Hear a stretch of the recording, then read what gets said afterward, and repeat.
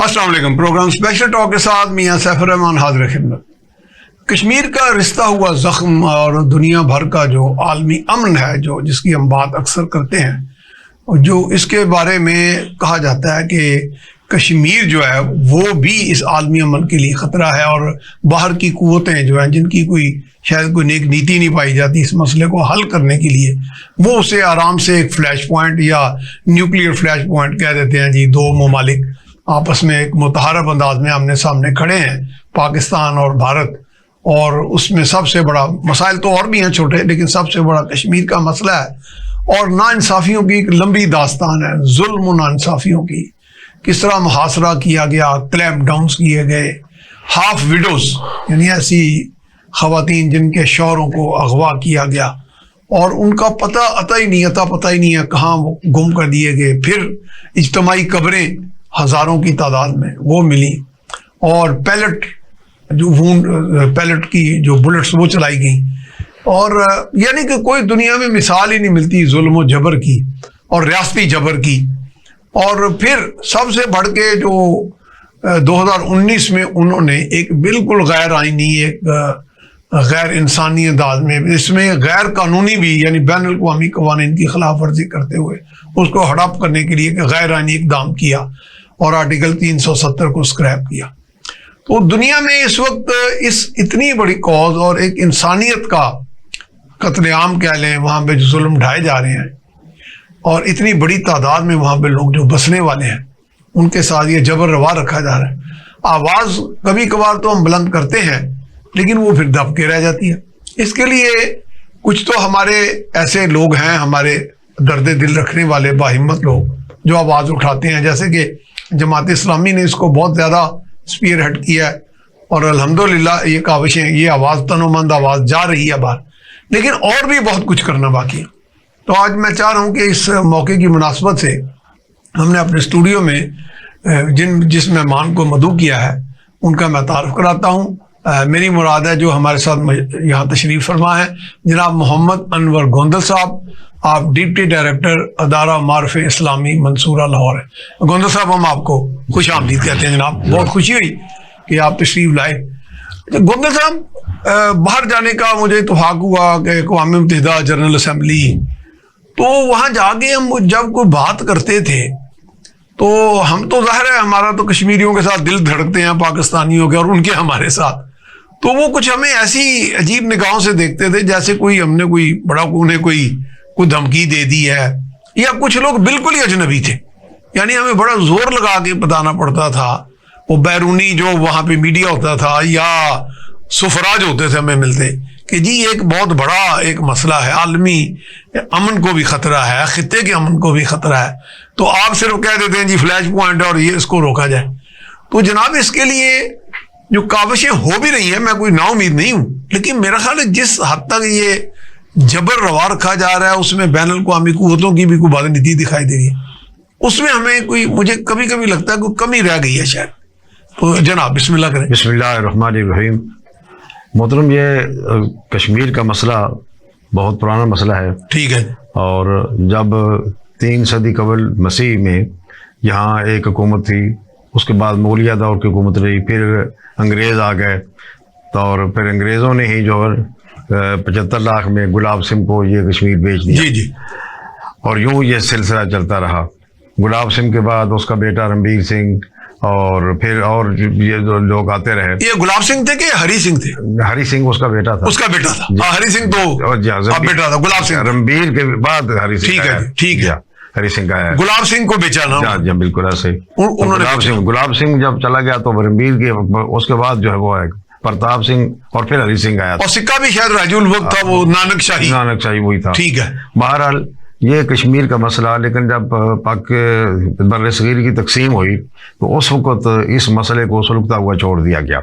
हालांकि कश्मीर को आज़ाद कराने के लिए हमारी अफवाज भी और कबायली इलाके के लोग बहुत पहुँच चुके थे। जी जी। अगर उस वक्त ये जंगबंदी ना होती तो ये कश्मीर हमारा ही होना था, लेकिन कुछ अगयार की, कुछ आपरों की साजिशों ने ये किया, और नेहरू बहुत दौड़ता पहुंचा था कि खुदा के लिए जंग को बंद करा रहे हैं और ये होगा और हम इस जज्बात राय कराएंगे, बिल्कुल। ये खुद नेहरू की मतलब थी, लेकिन आज तक वो हक राजदे उन्हें नहीं मिला और वो उसी तरह जो है मसला सुलगता हुआ चल रहा है। और इंडिया जो है वो इतना जुल्म कर रहा है कि उसकी मिसाल जो है, अगर हम गजा के साथ मुकाबला करें या गजा का कश्मीर के साथ मुकाबला करें, इन दोनों के इंसानियत सोच जो है वो जुल्म हुए, दिल दहल जाता है। बच्चों को मारा जा रहा है, औरतों की बेहुरमती की जा रही है और खामदों को जेलों में आज भी आसिया दुराबी जो है हमारी तिहाड़ जेल में 34 खातीन के साथ नजर और कभी मजिस्ट्रेट के आगे ना पेश करना, कोई कहते हैं वैसे ही ले जाते हैं। बिल्कुल। और इसमें जो मसला जो है ये दो मुल्कों का ऐसा मसला नहीं, ये एक मसला है, बैन अवी मसला है और डिस्प्यूटेड एरिया उसको करार दिया गया है। और अब जब आप जैसे कि आपने कहा कि 2019 में 5 अगस्त 2019 को उन्होंने वो दफात ख़त्म कर दी और उसमें जम कर लिया, उसके बाद तो फिर और ही जो है ना ज्यादती होनी शुरू हुई है। अब उन्होंने अपनी सकाफत को और एक घर वापसी का एक नारा लगाया हुआ है कि जो मुसलमान हो गए हैं वो भी वापस आए, मुर्दाद को गए और उन पर पाबंदियां ज्यादा हो गई हैं। उर्दू जो जरिया तालीम था उसको बिल्कुल खत्म कर दिया गया है, ये उसके असरात है। लेकिन हमारे यहाँ इसके आपने जो बात कही ना, बाहर जाते हैं तो लोगों को पता नहीं है। कौम में तो मेरे ख्याल अभी जज्बा मौजूद है, कौमी जज्बा मौजूद है, लेकिन कौमी जज्बात तर्जमान तो हुकूमतें होती हैं, उन्होंने उसको आगे लेकर चलना होता है। कौम उनके पीछे आज भी खड़ी है। आज भी हम अपने जो में कश्मीर बनाते हैं तो कौमी जज्बा जो है वो सब सैर होता है, लेकिन जिन लोगों ने पेश करना होता है वो लोग नहीं है। अब हम अंदाजा करें कि इस मसले को किस तरह ख़त्म किया गया। हालांकि वहाँ की हुर्रियत कॉन्फ्रेंस ने इस मसले को जिंदा रखा, जान कुर्बानी दी, ठीक है। और 1990 में ये मसला बहुत जो था बैन-अवी सतह पर भी उजागर हो चुका था, लेकिन फिर अब उन्होंने जो है साजिश की। परवेज मुशर्रफ वहाँ पहुँच गया और आगरे का कह रहे हैं हाँ जी, और नहीं जी मसला हल हो रहा है, फलां हो रहा है, ये हुआ। उसके बाद जनाब हमारे इमरान खान साहब आए तो जो एहतजाज होता था, नहीं जी कोई नहीं है मसला, बस 1 मिनट की जुमे करेंगे, और 2 जुमे हुआ, उसके बाद वो मामला खत्म हो गया। और ये वो चीजें हैं। और मुशर्रफ ने जो सबसे बड़ा ये किया कि उसने इंडिया को बाहर ले जाने की इजाजत दी। 767 का मील का एरिया है, कितना है जी टोटल? 767 है एरिया, जो जहाँ उन्होंने उसके ऊपर बाढ़ लगाने की बिजली छोड़ दिया, उसके अंदर करंट कर दिया। तो ये चीज जो जैसे कि लोग अपने चीजों को मिल भी लेते थे। फिर जनाब कमर बाजवा, जिसको बाजवा डॉक्टरान भी कहा जाता है, उसने सियाफी लेकर वहां पहुंच गया, नहीं जी हम बैकडोर भी मुज़ाकरात कर रहे हैं। हालांकि किसी को हक नहीं पहुंचता कि कश्मीरियों के बगैर किसी जाकर मुज़ाकरात करें। आप लोग कौन होते हैं? असल में कश्मीर जो है वो है स्टेक होल्डर है, उनको साथ लेकर आप करें। आप खुद जाकर कभी पिंगे मोहब्बत की बढ़ाते हैं, कभी कुछ बढ़ाते हैं, तो इस मसले को बड़ा नुकसान पहुंचा है, अपनों से ज्यादा जो है पहुंचा है। और आज भी हम खुलकर जो है वो बात नहीं करते कि क्या मसला है। और फिर जब नहीं करते फिर क्या होता है? अब देखें फ़लस्तीन का मसला आज अगरचे वो ज़ेर बहस नहीं है, लेकिन ये दोनों मसाइल ऐसे ही हैं। और हमें ये भी होता है जितना हमने फ़लस्तीन के लिए किया है, अरब मुबारक ने कश्मीर के लिए उतना नहीं किया। ये बात अपनी जगह हक है, लेकिन क्या करें, लेकिन हमें तो करना। कश्मीर क़ायद आज़म ने जब फरमा दिया कि कश्मीर पाकिस्तान की शाहराग है, ठीक है, तो जब हमारे शाहराग पर पाँव आएगा तो हम तो उठेंगे, हम तो चीखेंगे, चलाएंगे। लेकिन अब गोंदा साहब एक वो भी थोड़ी हमें रहनुमाई करेंगे। कहते हैं कि पाकिस्तान में जो काफ है वो कश्मीर का है, वैसे तो पाकिस्तान, लेकिन कहते हैं कि Kashmir was a part of, यानी ओरिजिनल जो प्लान था क्या। हाँ जो वो तो ये बात ठीक थी, जो जो रेड कलफ के मिशन ने जो किया, ये गुरदासपुर जो तकसीम कर दी, गुरदासपुर जूनागढ़ का भी, पंजाब, हैदराबाद, दक्कन, ये तो उन्होंने किया ना, जैसा सही मसला था और ये ऐसा ही हमारा था। और ये जो खाको खून के जरिया है ये इंडिया पार्टीशन, वो यही था कि पहले ये ऐलान था कि जिला ये जो गुरदासपुर है पाकिस्तान मगरबी पंजाब के हिसाब वो पाकिस्तान के साथ है, लेकिन ऐन वक्त उसको बदल दिया गया। यानी कि इसका मतलब ये सारी मिली भगत थी बैनुल-अक़वामी कुव्वतों की, मगरिब की जो 9 बादियाती कुव्वतें थी, ऐसे ही है, और भारत का के लीडर्स का गठजोड़ था। हालांकि गुंदर साहब आपको याद होगा, ये ऑन रिकॉर्ड है, ये तारीख का हिस्सा है कि नेहरू जब भागे भागे गए अक़वाम मुत्तहिदा, जवाहरलाल नेहरू ने ये भी कहा, उन्होंने अंग्रेजी में कहा कि कश्मीर जो है doesn't belong neither to India not to Pakistan. जी जी, ये ना कश्मीर पाकिस्तान का हिस्सा है ना भारत का, ये तो कश्मीरियों का है। हाँ जी, ऐसा ही। तो उसमें भी वो फ्रॉड करते रहे फिर। अच्छा, इसके इस अच्छा गोंदल साहब, हम जा रहे हैं ब्रेक पे, ब्रेक के बाद हमें ज्वाइन करेंगे हमारे दूसरे मेहमान वकार असलम साहब, तो फिर यही से सिलसिला जारी रखेंगे जी। हम जा रहे हैं ब्रेक की तरफ, ब्रेक के बाद दोबारा हाजिर खिदमत होते हैं जी। ब्रेक के बाद हम आपको खुश आमदीद कहते हैं। इसी इसना में हमें ज्वाइन किया है सहाफ़ी तज़कियाकार जनाब वकार असलम साहब ने जी। वकार साहब, हम आपको खुश आमदीद कहते हैं। अभी हम अनवर गोंदल साहब से बात कर रहे थे, तो जिसमें जिक्र ये हुआ कि जवाहरलाल नेहरू जो थे भारत के उस वक्त के वज़ीर आज़म, वो गए अक़वाम मुत्तहिदा और कहा जी जंग बंदी की जाए। और वकार साहब, ये मैं आपसे सवाल करूँगा जी। और उनका एक रिकॉर्ड पे है एक बयान के जिसमें उन्होंने कहा जी Kashmir neither belongs to India not to Pakistan but to Kashmir. लेकिन अमलन आप देखिए कि गुज़िश्ता ये जो 7 दिहाइयों में इसके ना सिर्फ बरक्स हुआ, बल्कि हक राय दही मांगने वाले का कोई उनका वहां तो उनको कत्लेआम भी किए गए। आपको पता है इन्फोर्स्ड डिसअपीयरेंसेस बड़ी हैं। हाफ विडोज का आपको पता केस आपने स्टडी किए होंगे। तो इस सॉल्यूशंस क्या नजर आ रहे हैं, कोई वेयर आर वी हेडिंग, यानी हम क्या करें मजीद, पाकिस्तान क्या करें? मियां सैफुर रहमान साहब, आपका बहुत शुक्रिया, आपने मदऊ किया इस जी। Welcome, you are always welcome. और मैं अर्ज करता चलूं कि जिस तरह से कश्मीर का आपने बताया कि लाल नेहरू ने यूएन में ये बात की, तो उसके बाद 1966 में ताशकंद एग्रीमेंट हुआ हमारा, और लाल बहादुर शास्त्री ने मतलब अयूब खान साहब को लाजवाब किया कई चीज़ों में, और उन्होंने एक बायलैटरल इशू करार दे दिया, जिसके बाद से जो यूएन इंटरनेशनल मीडिएशन खत्म कर दी। इंटरनेशनल मीडिएशन खत्म कर दी। उन्होंने कहा यूनिलैटरल नहीं रहा, ये एक बायलैटरल मसला है और इसका हल हम खुद ही तलाश कर लेंगे।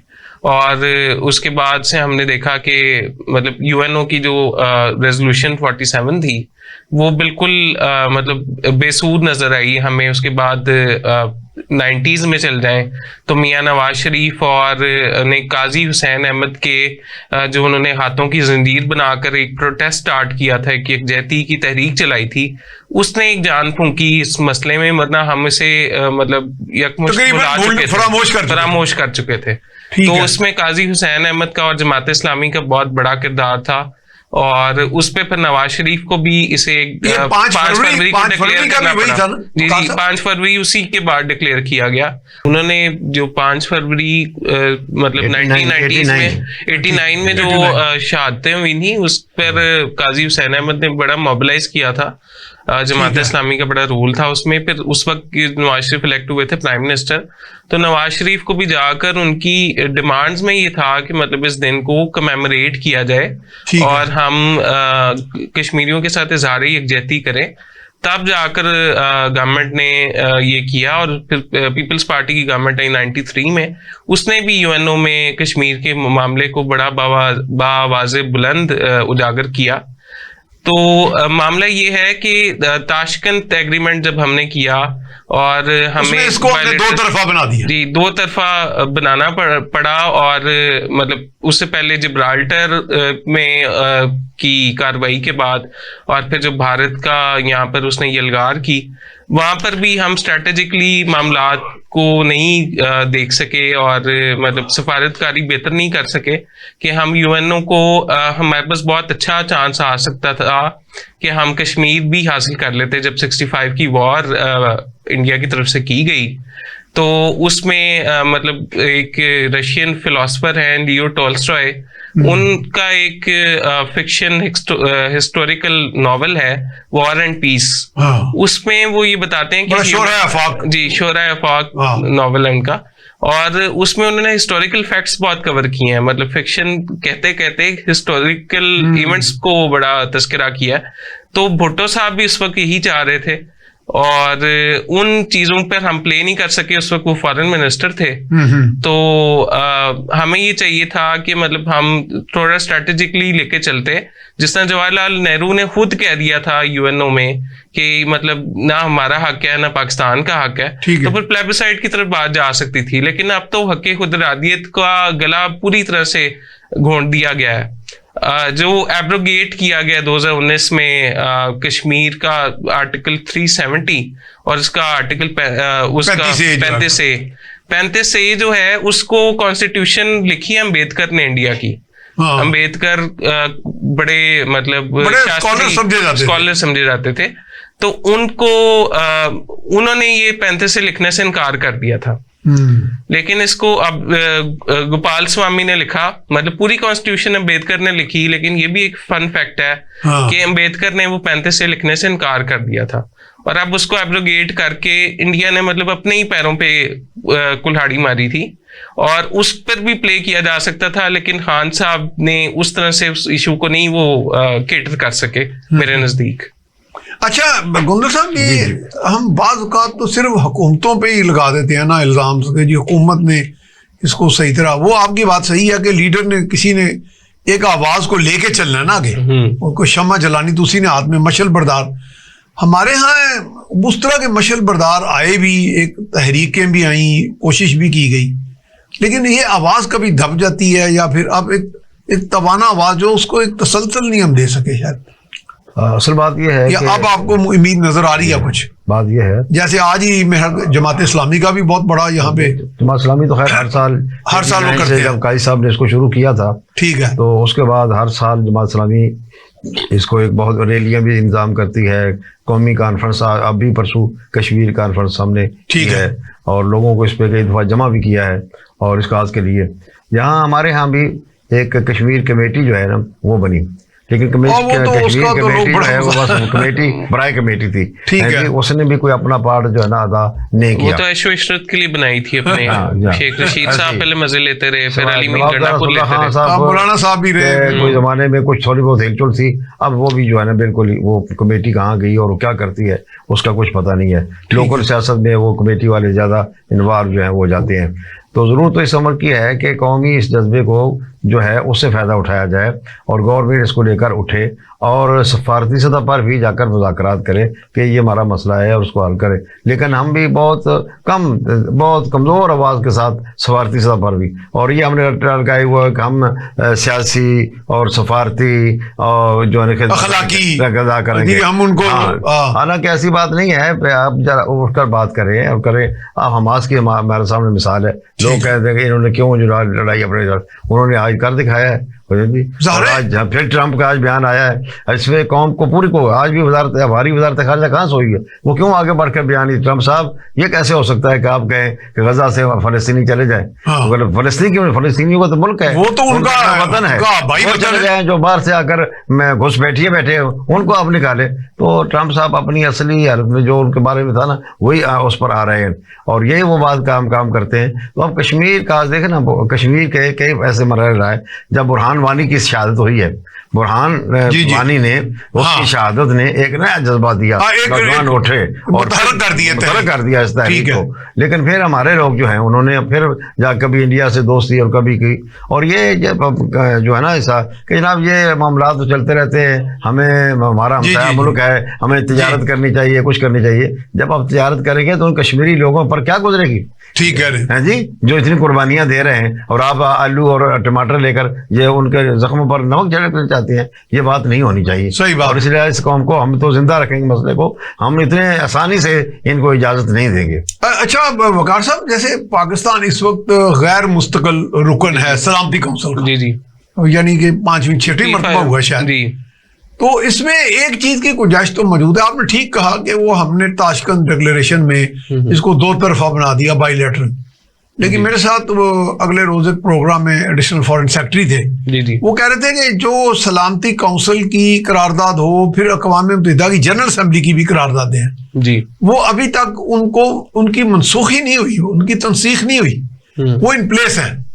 उसकी रूह से आप किसी भी वक्त आप सलामती काउंसिल में या अक़वाम मुत्तहिदा की जनरल असेंबली में जा सकते हैं, लेकिन इसमें फिर तसाहिल का क्यों हम शिकार है? इसमें देखें, खान साहब उस वक्त गए थे यूएनओ में और उन्होंने इस्लामोफोबिया को मनवाया वहां पर। मैं इस चीज की दाद देनी चाहिए उन्होंने कि इस पे वो बात करके आए, पर उसी दौर में वो कश्मीर को क्यों उन्होंने मतलब उसका स्पेशल स्टेटस खत्म कर दिया गया और कश्मीर पर इंडिया ने वो जो 5 अगस्त को एक मतलब लॉकडाउन और मतलब उसको बिल्कुल ही सफाए हस्ती से मतलब दुनिया से मुनक़ता कर दिया राब्ता, हाँ, उसका बिल्कुल खात्मा मतलब अपने स्पेशल स्टेटस खत्म करने की कोशिश की। उस पर क्यों खान साहब ने कोई सफारती मतलब काम नहीं किया, या वो क्यों उन्होंने उजागर उसको उस तरह से नहीं किया? उस पर हमने 2 मिनट की खामोशी की। मतलब हमारी जब अक़वाम मुत्तहिदा में इस्लामोफोबिया जैसे बड़े मौजू पे बात की जा सकती है, दहशतगर्दी पे बात की जा सकती है, खत्म नबूवत पर बात की जा सकती है, तो इस मामले पर क्यों नहीं की जा सकती? क्या कश्मीरी सिर्फ शहादतों के लिए ही रह गए हैं? क्या उन्होंने सिर्फ हमारी तरफ उम्मीद से देखते ही रहना है और हमने सिर्फ कुछ रैलियां और कुछ एहतजाज करने हैं? मतलब इसमें जमात इस्लामी का तो रोल है, पूरी तरह से मोबिलाइज रखती है, वो एक इशू को भूलने नहीं देती, लेकिन हुक्मरानों, हाँ जी, कौमी यकजहती का इसमें बहुत फुकदान देख रहा हूं मैं। और मियां सैफुर रहमान साहब, जैसे कि आप जानते हैं कि इस समर में हमें जरूरत है कि ना सिर्फ सिक्योरिटी काउंसिल बल्कि इस चीज को पूरी तरह से तमाम यूएन के जो चार्टर्स हैं उनके मुताबिक इसको इस पे पूरी डॉक्यूमेंटेशन करें और सिर्फ बयानात तक ना इसको रखें बल्कि अमली जामा पहनाएं। सही है। अच्छा गुंदर साहब, मुझे याद पड़ता है मैं 2-3 मरतबा अमेरिका गया तो अक़वाम मुत्तहिदा जनरल असम्बली भी जाने का इत्तेफाक हुआ। तो एक मरतबा जब मैं गया तो हमारी सफ़ीर थी उस वक्त मलिहा लोधी साहब, तो मैंने उन्हें कहा कि जी हमें कुछ लोग कहते हैं कि एक गलती हमसे हुई कि ये अक़वाम मुत्तहिदा का जो चार्टर है बाब हफ्तम और शशम 6 और 7 इनमें हमारा वो आता है केस। तो मैंने कहा उसमें वो कहते हैं जी अगर चैप्टर 7 हो तो जैसे मशरकी तैमूर में फोर्स भेज दी गई, अक़वाम मुत्तहिदा फोर्स भेज सकता है। तो मैंने कहा फिर वो हमारी कोई ये कमजोरी रह गई बुनियादी कि हम चैप्टर 6 में हैं। वो मुझे कहने लगी कि नहीं साहब ये दोनों ही बाइंडिंग है, यानी इस पे भी अक़वाम मुत्तहिदा पे ऊपर ऑब्लिगेशन है, यानी उनका एक फर्ज बनता है कि इस पे भी फोर्स भेज सकती है या कम से कम मुदाखलत कर सकती है। तो मुदाखलत जो नहीं, वो बावजूद के उसमें वो कुछ हम ख्याल कुव्वतें हमारे जो मुखालिफ हैं वो एक तरफ खड़ी हैं और हम जो अपनी आवाज़ ही नहीं बुलंद कर पा रहे, कुछ ये वजूहात दिखाई दे रही हैं। इसकी बहुत सारी वजूहात हैं, उन वजूहात में से एक ये भी वजह है हमारी। अच्छा। हमारी, मैंने पहले अर्ज किया ना कि हमारी सफारती सतह पर वो एक्टिविटी नहीं होती। हम इतनी धड़ल्ले के साथ और जोरदार तरीके से बात ही नहीं करते। पता नहीं हमें क्या मसला है कि कहीं नाराज ना हो जाए, कुछ ना हो जाए। अभी पिछले दिनों हमारे हाफिज नईम रहमान साहब हैं जो आसाम के अमीर हैं, उन्होंने सिर्फ इतनी बात की एक पर लीडर से कि आप ये अमेरिका की मजम्मत ही कर दें कि वो इसराइल को असला ना दे। 45 मिनट की तकरीर में 1 मिनट का ये जुमला था और वो भी इनको इतना बुरा लगा कि उन्होंने एक तूफान खड़ा कर दिया, क्या कुछ नहीं कहा। लेकिन हम तो कहते हैं भाई अल्लाह के बंदो, कौमी लीडर कहलाते हो तो इस मसला जो है ये मसला कौमी है और ये मसला कश्मीरियों का नहीं है, हमारा सबसे मसला है, हमारा दरियाओं का नहीं। मैं आप एक वो इंसानियत आप मुआशी लिहाज से देखें, आपकी सारी ज़रायत जो है उसका पानी उधर से आता है। आप उसने पहले कुछ दरिया बंद कर दिए, आप बाकी भी कर देगा तो क्या करेंगे? इसलिए कायदे आज़म ने जो अल्फाज लफ्ज़ किया था ना, वो शारक कहा था और कहा था कि ये तो जो है ना ये बच्चा जायज़ बच्चा नहीं है और इसका हम कभी नहीं। लेकिन हमारे यहाँ आजकल ये लोग पैदा हो चुके हैं कि असम्बली के फ्लोर पर भी एक दीदा दरहन औरत ने कहा कि हम इसराइल को तस्लीम करना चाहिए और हमारे भी कुछ लोग एंकर पर्सन जो है वो इसको लेके प्रमोट कर रहे थे, करना चाहिए कि हमें तस्लीम कर लेना चाहिए। हाँ जी, हो सकता है कि अब अमेरिका सऊदी अरब पर भी दबाव डाले, तो हम तो उम्मत मुसलमान से भी कहते हैं कि आप इस दबाव में ना आए और इस मसला को लें। इंसानियत का मसला है कि किस तरह वो वहाँ जो है आज वो चिनारों की सरजमीन वो जो है वो क्या है, वो डल झील खून से सुर्ख हो चुकी है और किसी को कोई परवाह। अच्छा, इसमें गुंगर साहब मैं बकार साहब की तरफ जाऊंगा, लेकिन पहले आपसे एक सवाल छोड़ देता हूँ कि एक तहरीक भी चलती रही है हमारी जद्दोजहद की, खासतौर पे वो वहाँ की मुकामी थी और उन्हें बाहर से सपोर्ट भी थी। वो तहरीक दब गई है या खत्म हो गई है? असल में उस तारीख के रवां थे सैयद अली गिलानी। सैयद अली गिलानी जो है उनका इतना रोल है, 35 साल वो सारी जेल में उसने गुजारी, हमेशा जेल में जान भी उनकी चली गई है जी।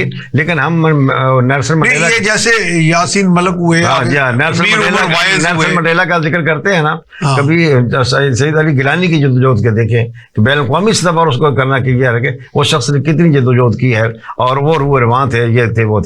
बाकी अब भी लोग हैं काम करते हैं, लेकिन उसमें वो जान नहीं। सैयद गिलानी ने तो अपना सब कुछ तज कर दिया था ना, और सारी जिंदगी तज कर दी थी। तो इस लिहाज से हमें ऐसे, उसका नारा था कि कश्मीरी जो है ना हमारा, हम कश्मीरी नहीं, क्या नारा था, कश्मीर हमारा है या सारे का सारा है। हाँ जी, हम हैं, हम कश्मीरी हैं, और पाकिस्तान कैसा, हम पाकिस्तानी हैं और कश्मीर हमारा है। तो ये नारा इतना बुलंद आवाज से उठा दिया कि नौजवान उसके गिर्द इकट्ठे हुए, उन्होंने कुर्बानियां दी। आज भी उन कुर्बानियां जो हैं वो जारी हैं, लेकिन हमारे बेहिस हुक्मरान जो हैं वो इसमें कोई किरदार अदा नहीं कर सकते। मैं उस वक्त ये बात जरूर कहता हूँ, जब काजी हुसैन अहमद साहब ने 89 में किया था तो मरकज में पीपल्स पार्टी की हुकूमत थी, पंजाब में नवाज शरीफ की हुकूमत थी, दोनों ने मिलकर जो है इसको ऑन किया था, यानी सबने मिलकर किया था। इस अब उस इत्तेहाद की जरूरत इस उम्र की है, हम इस मसले पे कम से कम जो है इकट्ठे हों।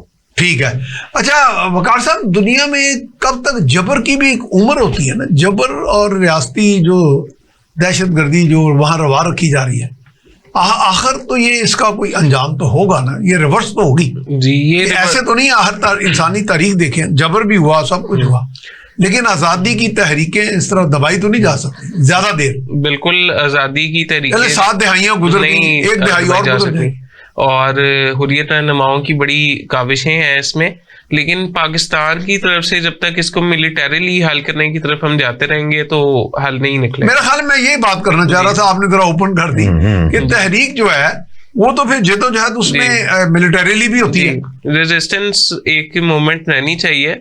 लेकिन आपको आलमी मतलब देखें, आपने यूएनओ में खान साहब कहते हैं, मतलब मैं अभी बात कर रहा था कि उन्होंने आवाज नहीं उठाई। अच्छा, आपने बात याद रखिएगा, हम यहीं से जारी करेंगे, ब्रेक पे जा रहे हैं जी, हम जा रहे हैं ब्रेक की तरफ, ब्रेक के बाद यहीं से सिलसिला जारी रखें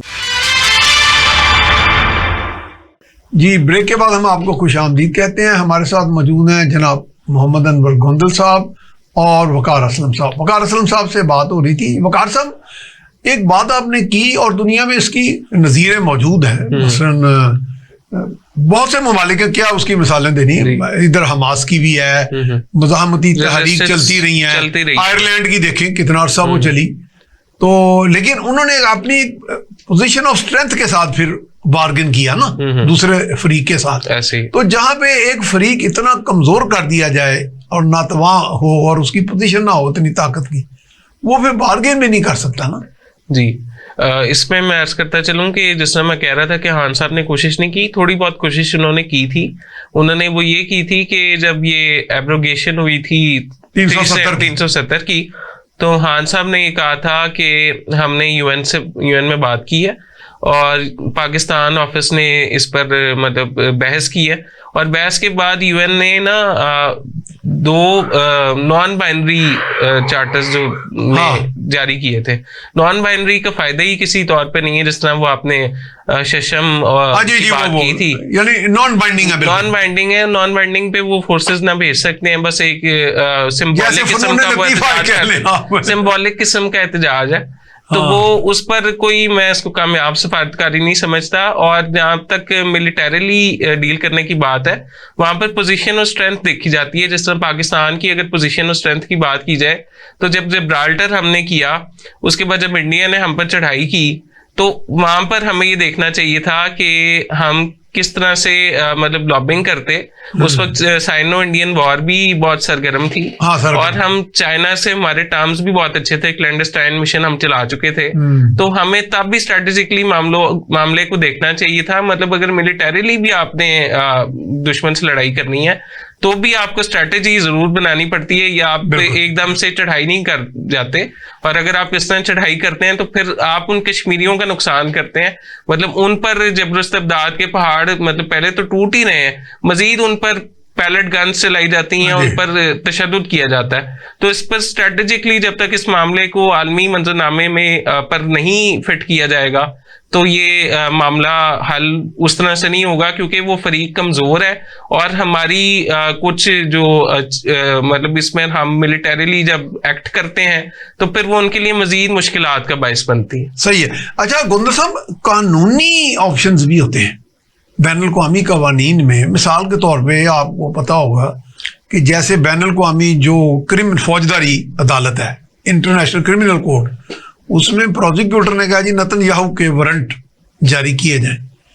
तो इसमें अगर कोशिश करते हैं, हमारे इंटरनेशनल लॉ के एक्सपर्ट्स हैं, वैसे बहुत ज़्यादा तो नहीं है, मैं नाम नहीं ख्याल लूँगा, लेकिन अगर लीगल ऑप्शन पे भी काम करें तो हम अपना केस तो जाके देखें ना। अगर फ़लस्तीन पे साउथ अफ्रीका जा सकता है इंटरनेशनल कोर्ट में, तो पाकिस्तान क्यों नहीं ये ऑप्शन अडॉप्ट करता है, क्यों नहीं जाता? हाँ, ये बात ठीक है जी। अभी मतलब अपना एक अपना जद्दोजहद जारी तो रहे ना। अभी हाल ही में आपने देखा कि ये साउथ अफ्रीका जो है उसको ये तौफीक हुई कि मुसलमान मुल्क को तो तौफीक नहीं हुई कि वो आलमी अदालत में जाए, लेकिन आलमी अदालत ने जो फैसला दिया उस पर जो है वो उस पर अमल दरामद तो नहीं हुआ। ठीक है, भी हुआ, उन्होंने तो बड़ा जुर्माना फैसला दिया कि इसके तो बिला जमानत गिरफ्तारी करनी चाहिए और इस पर जंगी जराइम जो है वो साबित हैं। लेकिन अब हम क्या करें कि ये बड़ी ताकतें जो हैं वो, और हमें बात यह है कि बिलाद इस्लामिया जो है अगर वो भी यकसू होकर एक बात करें। अब देखें मिस्र एक इस्लामी मुल्क है, ठीक है, उसने अपनी अब क्या रुकावट है कि वो जो रिफा की वो सरहद है उसको खोल दे, वो बंद की। सिर्फ एक मरतबा जब मुर्सी की हुकूमत आई, इख्वान मुस्लिमून का वो वज़ीर आज़म बने, तो चंद दिन के लिए वो खुली थी और उसके बाद वो नहीं खुली। है जी, उसके बाद ये तो हमास वाले पता नहीं किस चीज़ के बने हुए हैं और अल्लाह ने उनका ईमान कितना पुख्ता किया हुआ है कि उन लोगों ने इनका मुकाबला किया है और उन्हीं शरायत पर सुलह हुई है जो पहले उन्होंने पेश की थी और ये नहीं मान रहा था। तो इस लिहाज से हमें अपनी कुव्वत ईमानी पर तो भरोसा है और अल्लाह पर भी तवक्कुल है, लेकिन ये जो लोग हैं इन पर इनसे कोई खैर की उम्मीद जो है वो नहीं है। और हमें कानूनी जो आपने बात की है उसमें चारा जाग करना चाहिए। और हमारे यहाँ खास से बैनुल-अक़वामी, मुझे फारूक साहब का नाम याद है कि एडवोकेट वो आर्मी का महर हैं, तो उनको लेकर जाना चाहिए कि अब जाकर हमारा हक है कि हम इसको लें। नहीं अदरवाइज तो फिर इसके बरक्स तो यही होगा ना कि दुनिया समझेगी ये तो कोई मसला है नहीं, जैसे मैंने पहले अर्ज किया, फरामोश करने लग जाए। इसमें वकार साहब मैं चूंकि बता रहा हूँ कि अक़वाम मुत्तहिदा जनरल असेंबली में जो कोई जाता है, मेरे जैसे बैठे हम देख रहे हैं सामने लीडर्स आ रहे हैं, जा रहे हैं, चाय पी रहे हैं, कोई टॉयलेट जा रहा है, कोई आ रहा है, कोई इतने को गैर संजीदा सा फोरम बन के रह गया वो इंटरनेशनल, और हम यहाँ आके बगलें झांक रहे होते हैं जनाब असी बड़ी तकरीर कर दी। सिर्फ मैं वो बात आपकी सही है, तकरीर भी करें, बैकअप स्ट्रेटेजी तो होना। बिल्कुल उस तरह नवाज शरीफ ने फॉलो की ना ये स्ट्रेटेजी। जब आपने कारगिल शुरू कर दिया उस वक्त वज़ीर आज़म को पता भी नहीं था, और वो कारगिल शुरू करने के बाद आप नवाज शरीफ वाजपेयी से बड़े अच्छे मतलब नेगोशिएशंस चल रही थी उनकी। उसके बाद जब नवाज शरीफ को जलावतन किया गया और उसके बाद वो इक़्तिदार में वापस आए, इक़्तिदार में वापस नहीं आए और जनरल मुशर्रफ आ गए, तो उन्होंने जाके आगरा समिट में क्या बातें की, डिक्सन फार्मूला, ये सारी नवाज शरीफ के प्रपोजल्स थे ना। मतलब जब बाद में जाकर ये प्रपोजल्स पर अमल आप शुरू करते हैं तो आपको पहले ही देखना चाहिए कि नेगोशिएशन ही मसले का हल होती है। और नेगोशिएशन मतलब जब एक दो बायलैटरल आपने करार दे दिए ताशकंद में, उसके बाद आप जब तक खुद नहीं बैठेंगे यूएनओ कुछ करने से कासिर है। ठीक है, खुद आपको बात करनी पड़ेगी। ये सुनने में आया कि जब यहाँ से इमरान खान गए थे अमेरिका में, उनकी ट्रंप से पहले मुलाकात हुई, जब पहले अपना उनका दौरे सदारत था, तो उसमें उन्होंने कहा था कि जी मैं इसमें कराऊंगा, आपकी सालसी करूंगा। तो वो एक मौका अच्छा नहीं था अगर उन्होंने ये कहा था कि ये कम से कम बात तो करते कि चले आए जी, तो ये तो को आए बाएं शाएं होगी बात, या फिर वो भी को गैर संजीदे बात कर गए थे। वो भी गैर संजीदा ही बात थी। मतलब मुझे नहीं लगता कि खान साहब उस तरह से इस मसले को टेकअप कर सके हैं, और मतलब इसमें बुज़दिली भी थी और मतलब एक लैक ऑफ स्ट्रेटजी भी थी कि मतलब आप आनन फानन नहीं चीजें कर रहे होते। स्ट्रेटजी पे बिलीव ही नहीं करते, वो आनन फानन चलते हैं और आनन फानन नहीं मसलों का हल निकलता। मतलब आप प्रॉपर एक, जिस तरह आपने बात की, गोंदल साहब ने बात की कि पूरी डॉक्यूमेंटेशन के साथ कानूनी नुक्ते नजर से मतमय निगाह रखते हुए आप उस मसले को टेकअप करें तो ही उसका हल मुमकिन है। यानी फोकस्ड अंदाज में आप चलें। बिल्कुल। तो मैं गुंदर साहब एक साहब से मैं पूछ रहा था कि कहते हैं कि जो तहरीक आज़ादी होती हैं जी जी, उनको भी अक़वाम मुत्तहिदा के कुछ कवानीन उनको एंडोर्स करते हैं। असल में आजकल तहरीक आज़ादी को दहशतगर्दी का नाम दिया हाँ, गया। ये एक बड़ा, सबसे बड़ा ये भी बाय जानबूझ के किया दहशतगर्दी और चीज है, और आज़ादी जो है वो और है। ठीक है। आज़ादी और चीज है। ये लोग आज़ादी अपनी तहरीक आज़ादी चला रहे हैं, और उनके भी हुकूक है, उनको भी यूएनओ के भी उनके है कि उनका क्या करना है। तो ठीक बात यह है कि असल में जरूरत इस अमर की है जी, अगर हम इस तरफ भी आए कि करना क्या चाहिए, पश्चे बायद कर। असल में तो ये बात यह है कि हमें क्या करना है। ये तो अपना ये जो एनालिसिस तो होते रहते हैं ना, हमें असल बात यह है कि करना क्या, हमारे जो सफारत खाने हैं वो इस मसले को हर सतह पर और हर महीने उजागर करें, और वहाँ के लोगों को बताएं कि वाक़ता ये मसला है। ये पहली बात जो है वो ये है। हमारी वजारत खारजा जो है वो जुर्तमंदाना करके इन अपना मौक़िफ़ जो है वो रखे, और ये मामला हम नहीं करेंगे। जिस तरह आज भी हाफ़िज़ नईम रहमान का आज ट्रंप का बयान आया ना कि गजा को खाली करा दो और इसको उर्दन में भेज दो, मिस्र में भेज दो, जिस तरह की बातें कर रहे हो। कौन होते हो ये फैसला करने वाले जी गजा। तो इस लिहाज से इस तरह वजारत खारजा जो है उनकी बात और है। और आज जब जैसे डे था तो हमारे वजारत खारजा की तरफ से एक बयान आना चाहिए था कि हम ये लेकर चल रहे हैं और हम इस मसले को हल कराएंगे। शहबाज शरीफ ने वैसे तकरीर की है आज की है उन्होंने क्या कहा? उन्होंने कुछ बोले इस पे, तकरीर की है उन्होंने, और वो कश्मीर की कानून साज असेंबली से की है, मतलब वहां से इज़हार यकजहती उन्होंने शो किया। और इसमें मुझे लगता है कि पाकिस्तान का मिशन कुछ बेहतर हद तक काम भी कर रहा है। मेरे अपने उस्ताद हैं जुल्करनैन चीना, मिशन है यूएन में पाकिस्तान के, तो उन्होंने भी इस पर बड़ी तकरीर मतलब वो करते आए हैं और अभी भी इस मामले को उजागर कर रहे हैं। लेकिन जिस तरह से गोंदल साहब ने कहा कि दफ्तर खारजा को भी एक बयान जारी करना होगा कि हम सिर्फ एक कॉलर टून पे गवर्नमेंट यकजहती की वो टोन चला दे, वो काफी नहीं है। हाँ। या कुछ तकरीरें कर दे, वो काफी नहीं है। आपको ड्राफ्टिंग करनी होगी, आपको लीगल एक्सपर्ट्स को ले जाना होगा, और इस मामले को मतलब सिक्योरिटी काउंसिल की रेजोल्यूशन और चार्टर्स को सामने रखते हुए आपको इसका हल तलाश करना होगा। वकार साहब, आपको याद होगा कि एक चुनाव फॉर्मूला भी आया था कोई जी, जिसमें उन्होंने कहा था जी ये इधर हो जाए, ये पूरा एरिया जो है डीमिलिटराइज कर दिया जाए। फिर जैसे अभी गोंदल साहब ने बताया कि 767 वो जो किलोमीटर बॉर्डर वो उसमें बाढ़ लगा दी गई। हाँ जी, तो वो चुनाव फॉर्मूला क्या था वो चुनाव, और फिर वो कहते थे आगरा में भी शायद इस पे बात हुई। आगरा वो बेसिकली डिक्सन फार्मूला से माकूस था। अच्छा, ठीक है। और उस पर मतलब उसकी बात तो की गई, लेकिन उसमें एक तो था कि आपस में ये लोग मिलें और हदें खोल दी जाएं, वो खोल दी जाएं और आपस में नेगोशिएशन से इस मामले का हल निकालना था, और इस इलाके से फौज निकाल दी जाए करने की बात थी बेसिकली। लेकिन वो अगर डीमिलिटराइज कर देते तो उनको लगता है कि ये थोड़ी बुजदली का मुजाहिरा है, और मेरे ख्याल ये चाल नहीं थी अगर डीमिलिटराइज हो जाए तो हम वहां से फौज निकाल ले। ये बिल्कुल, और वो कुछ हमारे इधर ये बिल्कुल वही बात है जो लियो टॉल्स्टॉय का नॉवेल था ना, उसमें भी उन्होंने यही किया था। मतलब रशिया में जब फ्रेंच नेपोलियन आर्मी आ गई थी तब उन्होंने भी कुछ इसी तरह से मतलब उस इलाके को न सिर्फ छुड़वाया था बल्कि शिकस्त दी थी फ्रेंच आर्मी। बड़ी ताकतवर फौज थी, बड़ी ताकतवर फौज थी, और उन्होंने मतलब स्ट्रेटेजी खेलते हुए उन्हें शिकस्त से दो चार कर दिया था। तो इसी तरह से भुट्टो साहब का भी ये विजन था, और मुझे लगता है नवाज शरीफ का भी यही विजन था। लेकिन इस पर अमल दरामद जो आज तक हमारे हुक्मरान है या जो साहिब इक्तदार है वो नहीं करवा सके। अच्छा जी, एक मसला उसको भी ज़ेर बात लाना चाहिए। ठीक है। कुछ लोग खुद मुख्तार कश्मीर की बात करते हैं। हाँ जी, और उसमें तहरीक वहाँ भी कुछ लोग उठे भी, ये वो वहाँ भी कुछ आवाजें उठी। बात यह है कि इस तरह के कश्मीरियों को देखना चाहिए, वहाँ के नौजवानों को, कि बांग्लादेश की मिसाल उनके सामने है जी। ठीक है। उन्होंने भी पाकिस्तान से अलग हुए और उसके बाद 23 साल के बाद अब उन्हें कोई एहसास हुआ कि क्या हुआ, और वो अभी आपके पास सुंदर कितना दूर है, हमारे 1500 फीट फासले पर था, और उसका नतीजा क्या निकला? फिर वही कौम उठी, उन्हें फिर उठाकर बाहर फेंका। इस लिहाज से ये खुद मुख्तार कश्मीर का नारा जो है ये गलत है, फरेब है, ये गलत है। लेकिन उनकी अक्सरियत तो शायद नहीं है, अक्सरियत नहीं है, लेकिन बाज़ बात यहाँ भी कुछ लोग हैं, कुछ करते हैं ना मसले को खाम खा जो उजागर ना हो। गुंदर साहब, आपको याद होगा डॉक्टर गुलाम नबी फाये थे, जी जी, वो यहाँ तशरीफ लाए, मैंने उनका इंटरव्यू भी किया था, बड़ा अच्छे थे। बाद में सुना उनके ऊपर कोई वहाँ केसेस बन गए या कोई बहुत मसाइल बनते रहते हैं उनके पास।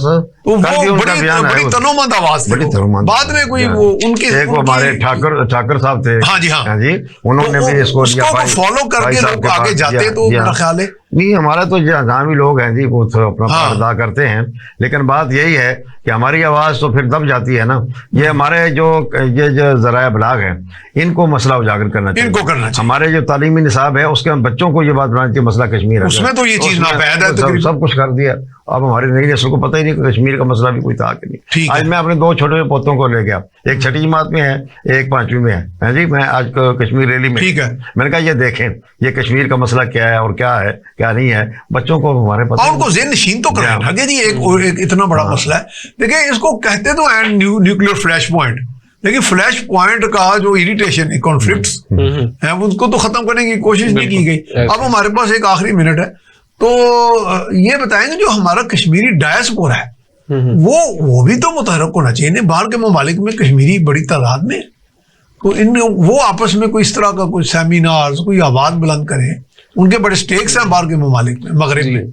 ऐसे ही आज़ाद कश्मीर की बहुत बड़ी पॉपुलेशन जो मतलब लोग हैं वहाँ के, वो बैरून मुल्क यूरोप कनाडा में मुकीम है, और उनको वहाँ पर मतलब मुझे लगता है कि कुछ फोरम्स बना लेने चाहिए जहाँ पर वो कश्मीर के मसले पर अब एक दूसरे को अपडेट रखें और कश्मीर में होने वाले जबर इस्तबदाद पर बात करें। क्योंकि ये आपने बहुत अच्छी बात की कि कश्मीरी जो अपना दर्द खुद बयान कर सकता है ना, वो शायद मतलब पाकिस्तान की शहरक हम कह तो देते हैं, लेकिन जिस पर बीत रही होती है या जिस पर जो जुल्म हो रहा होता है वो वही समझ सकता है। तो मुझे लगता है कि कश्मीरियों को इस पर एक तवाना आवाज बन के सामने आना चाहिए, और कश्मीरी जो मतलब किसी मतलब पाबंद सलासल नहीं है या कोई कुफल नहीं लगे हुए उनके घरों के बाहर, वो जाकर इस मामले को आलमी रहनुमाओं तक पहुंचा सकते हैं। सही बात है। बहुत शुक्रिया जनाब वकार असलम साहब, जनाब अनवर गुंदर साहब, आप तशरीफ लाए, वक्त निकाला, तो प्रोग्राम अपने इख्तिताम को पहुंचा। लुबे लुबाब यही है कि आवाज़ बुलंद करते रहें, लेकिन इसके साथ साथ आपके पास बेशुमार ऑप्शंस मौजूद हैं, कवानीन की हैं, बैनुल अक़वामी कवानीन की हैं। आपकी सफारतकारी में जहाँ जहाँ सुकम है उसको दूर किया जाए और मुतहरक सफारतकारी की जाए, और जो हमारा फिर कश्मीरी भाई जो कश्मीरी डायस्पोरा बाहर, वो भी मुतहरक होकर अपनी एक तनोमंद आवाज़ बन के, और सबसे बढ़ के कि जो आलम इस्लाम के अंदर बेहिसी है उसको ख़त्म किया जाए। और जब एक वहदत और यगानत के साथ एक आवाज़ बुलंद करेंगे तो वो यकीनन असर रखेगी। इसके साथ ही मियाँ सैफ रहमान को इजाज़त दीजिए। अल्लाह निगहबान।